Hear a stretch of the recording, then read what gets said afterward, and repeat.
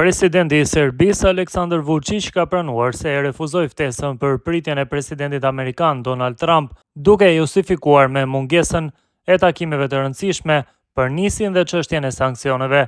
Ky vendim u pa si një sinjal izolimi politik ndaj liderit autoritar të Serbisë në një kohë kur shumica e liderëve botëror kërkojnë afrime në Shtëpinë e Bardhë dhe për më tepër me vetë Donald Trump.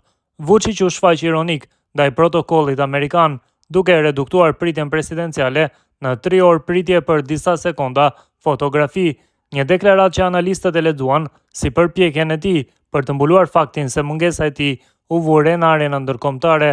Në vend të kësaj, ai mbajti takime për nisin kompaninë e kontrolluar nga interesat ruse, duke konfirmuar se Serbia po kërkon shtyrje të sanksioneve nga Amerika. Presidenti serb pranoi se nuk ka besim se kjo do të ndodhë, duke treguar dobësinë e Beogradit përballë presionit ndërkombëtar.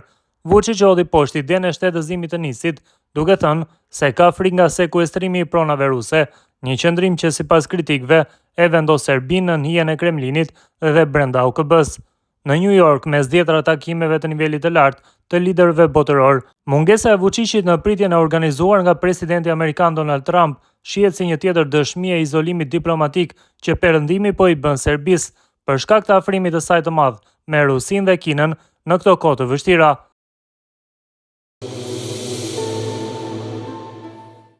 Presidenti i Serbisë Aleksandar Vučić njoftoi të njëjtën se takimi i planifikuar me sekretarin amerikan të financave Scott Bessent nuk u zhvillua, pasi Bessent papritur kishte një takim tjetër. Megjithatë, Vučić tha se bisedimet vazhduan me zyrtar të tjerë amerikan, përfshirë Richard Grenell, përfaqësues special i presidentit amerikan për misionet e veçanta, dhe John Jovanović, presidenti i Bankës Amerikane për eksport-importin.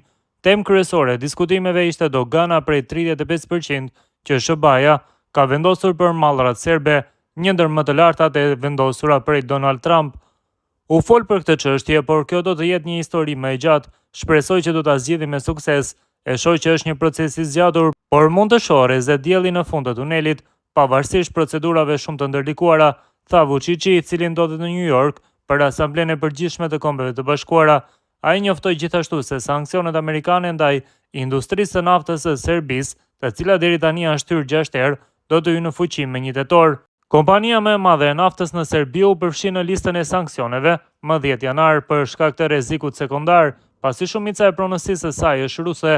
Ne kemi qenë jashtëzakonisht korrekt ndaj partnerëve rusë dhe partnerëve amerikan dhe do të përpiqemi të vazhdojmë të jemi korrekt, por njerëzit duhet të dinë se do të duhet të paguajmë një çmim jashtëzakonisht të lartë, tha Vučić për mediat serbe nga New Yorku, duke shtuar se Serbia është dëmi kolateral i marrëdhënieve midis amerikanëve dhe rusëve. Ai paralajmëroi gjithashtu një periudhë të vështirë, duke thënë se vendi përballet me një dimër të ashpër. Ndërkohë, struktura e pronësisë së nisit ka pësuar ndryshime gjatë kohës së fundit. Kompania ruse Gazprom u largua nga pronësia në shtator, ndërsa një pronar i ri u bë kompania Intelligence nga Shën Petersburgu e menaxhuar nga Gazpromi.